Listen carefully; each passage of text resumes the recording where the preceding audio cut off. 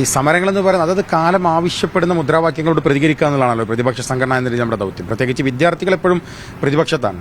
ഇനിയിപ്പോൾ മാതൃസംഘടന ഭരിക്കുമ്പോഴും വിദ്യാർത്ഥികൾ എന്ന് പറയുന്നത് പ്രതിപക്ഷ ശബ്ദമാണ്.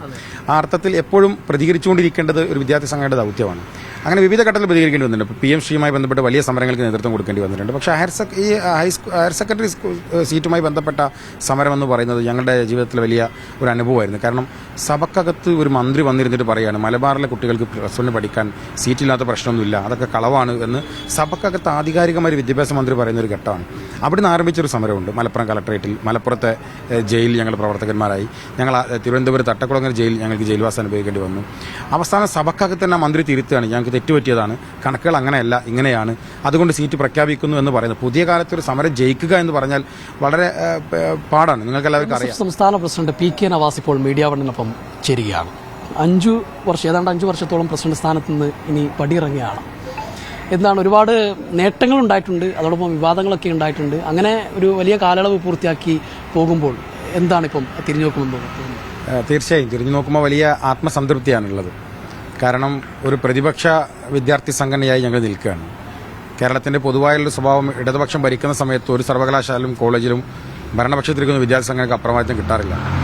ഞങ്ങൾ വലിയ സംതൃപ്തി ഞങ്ങൾക്കുണ്ട്. കാലിക്കറ്റ് സർവകലാശാലയിൽ ചെയർമാനും ജനറൽ സെക്രട്ടറിയും ഞങ്ങൾ ഭരിക്കുന്നു. കണ്ണൂരിൽ ചരിത്രത്തിൽ ആദ്യമായി 3 ജില്ലാ എക്സിക്യൂട്ടീവ് 2 പേരും ഞങ്ങൾ ജയിക്കുന്നു. കാസർഗോഡ് സെൻട്രൽ യൂണിവേഴ്സിറ്റി ഞങ്ങൾക്ക് പങ്കാളിത്തം ഉണ്ടാകുന്നു. ഏറ്റവും വലിയ സന്തോഷം കേരള യൂണിവേഴ്സിറ്റിയിൽ ഞങ്ങൾക്കൊരു സെനറ്റ് അംഗം ഉണ്ടാകുന്നു ചരിത്രത്തിൽ ആദ്യമായിട്ട്. കുഹാസിൽ ചരിത്രത്തിൽ ആദ്യമായി ഞങ്ങൾ യൂണിയൻ പങ്കാളിത്തം ഉണ്ടാകുന്നു. അങ്ങനെ എല്ലാ അർത്ഥത്തിലും വലിയ ആത്മസംതൃപ്തിയുള്ള ഒരു കാലമാണ് ഈ സംഘടനാ കാലം പൂർത്തീകരിക്കുമ്പോൾ ഉണ്ടാകുന്നത്. പ്രത്യേകിച്ച് ഈ തിരഞ്ഞെടുപ്പ് റിസൾട്ടുകൾക്ക് അപ്പുറത്തേക്ക് സംഘടനാപരമായി ശക്തി ആർജിക്കാൻ കഴിഞ്ഞു എന്നതാണ് ഏറ്റവും പ്രധാനപ്പെട്ട കാര്യം. ഇപ്പോൾ നിങ്ങൾക്കറിയാം, വേര് സമ്മേളനം ഞങ്ങൾ 13,000-ഓളം കുട്ടികൾ പങ്കെടുത്ത വലിയ സമ്മേളനമാണ് നടന്നത്. ഒരുപക്ഷെ കേരളത്തിലെ വിദ്യാർത്ഥി രാഷ്ട്രീയത്തിന്റെ ചരിത്രത്തിൽ അങ്ങനെ ഒരു സമ്മേളനം നടന്നിട്ടില്ല.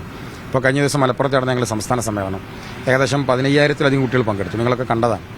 അപ്പോൾ അതോടൊപ്പം തന്നെ ഹയർ സെക്കൻഡറി കോൺഫറൻസുകളായാലും ബാലകേരളം ഞങ്ങളുടെ പുതിയ തലമുറയ്ക്ക് വേണ്ടി രൂപീകരിക്കപ്പെട്ട സംഘടന, അങ്ങനെ എല്ലാ അർത്ഥത്തിലും വലിയ ആത്മസംതൃപ്തിയുണ്ട് പിറകിലേക്ക് തിരിഞ്ഞു നോക്കുമ്പോൾ. തിരഞ്ഞെടുപ്പ് റിസൾട്ടുകൾക്ക് അപ്പുറത്തേക്ക് സംഘടനാ പ്രവർത്തനങ്ങളിൽ വളരെ സജീവമായി ഇടപെടാൻ കഴിഞ്ഞു, സംഘടന ശാക്തീകരിക്കാൻ വേണ്ടി കഴിഞ്ഞു.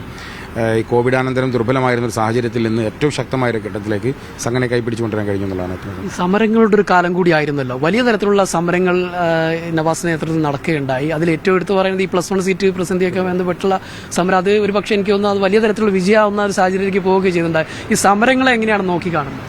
അല്ല, ഈ സമരങ്ങളെന്ന് പറയുന്നത് അതത് കാലം ആവശ്യപ്പെടുന്ന മുദ്രാവാക്യങ്ങളോട് പ്രതികരിക്കുക എന്നുള്ളതാണല്ലോ പ്രതിപക്ഷ സംഘടന എന്ന നമ്മുടെ ദൗത്യം. പ്രത്യേകിച്ച് വിദ്യാർത്ഥികൾ എപ്പോഴും പ്രതിപക്ഷത്താണ്.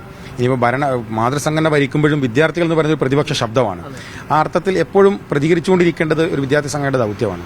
അങ്ങനെ വിവിധ ഘട്ടത്തിൽ പ്രതികരിക്കേണ്ടി വന്നിട്ടുണ്ട്. PMC-യുമായി ബന്ധപ്പെട്ട് വലിയ സമരങ്ങൾക്ക് നേതൃത്വം കൊടുക്കേണ്ടി വന്നിട്ടുണ്ട്. പക്ഷേ ഹയർ സെക്കൻഡറി സീറ്റുമായി ബന്ധപ്പെട്ട സമരം എന്ന് പറയുന്നത് ഞങ്ങളുടെ ജീവിതത്തിൽ വലിയ ഒരു അനുഭവമായിരുന്നു. കാരണം സഭക്കകത്ത് ഒരു മന്ത്രി വന്നിരുന്നിട്ട് പറയുകയാണ് മലബാറിലെ കുട്ടികൾക്ക് +1 പഠിക്കാൻ സീറ്റില്ലാത്ത പ്രശ്നമൊന്നുമില്ല, അതൊക്കെ കളവാണ് എന്ന് സഭക്കകത്ത് ആധികാരികമായ വിദ്യാഭ്യാസ മന്ത്രി പറയുന്ന ഒരു ഘട്ടമാണ്. അവിടുന്ന് ആരംഭിച്ചൊരു സമരമുണ്ട്. മലപ്പുറം കളക്ടറേറ്റിൽ മലപ്പുറത്തെ ജയിലിൽ ഞങ്ങൾ പ്രവർത്തകന്മാരായി. ഞങ്ങൾ തിരുവനന്തപുരം തട്ടക്കുളങ്ങര ജയിൽ ഞങ്ങൾക്ക് ജയിൽവാസം അനുഭവിക്കേണ്ടി വന്നു.